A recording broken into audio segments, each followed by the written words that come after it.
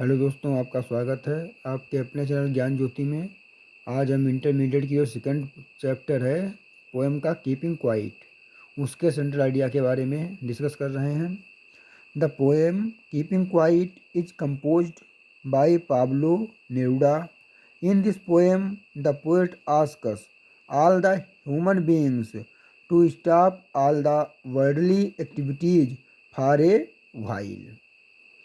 He stresses on spending few moments in quiet introspection.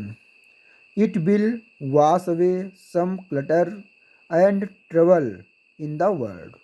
We are in trouble because we always make hurry in doing any work. Stillness does not mean utter inactivity. It can bring altogether a feeling of understanding, peace, and tranquility in the troubled world. यानी कि इस तरह से जो हमारे intermediate के second chapter की poem है कीपिंग क्वाइट, उसकी सेंट्रल आइडिया हम लिख सकते हैं। यानी कि the poem keeping quiet is composed bye Pablo Neruda.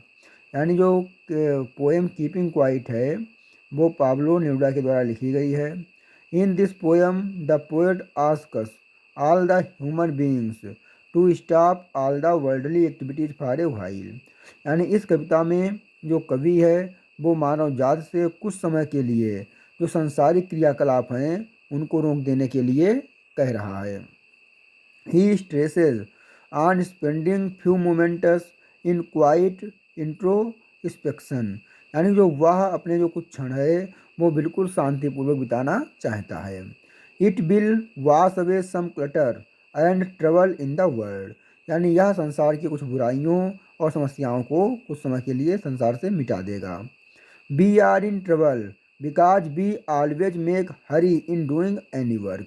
हम समस्याओं से घिरे हुए हैं क्योंकि हम किसी भी कार्य को करने के लिए सदैव बहुत ही जल्दी करते हैं। Stillness does not mean utter stillness does not mean utter in activity. यानी शांति का मतलब ये नहीं होता है कि हमने कार्य करना बंद कर दिया है।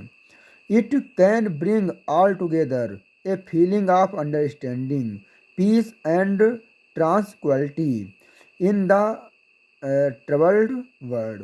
यानी जो it can bring all to, यानी कि यह हम सब में जो अंडरस्टैंडिंग यानी समझ की भावना है या एक दूसरे को समझने की भावना है और शांति से रहने की जो भावना है उसको विकसित कर सकती है। जो संसार कठिनाइयों से भरा हुआ है उसमें हम सब में मिलजुल कर रहने और शांति की भावना को ये विकसित कर सकती है।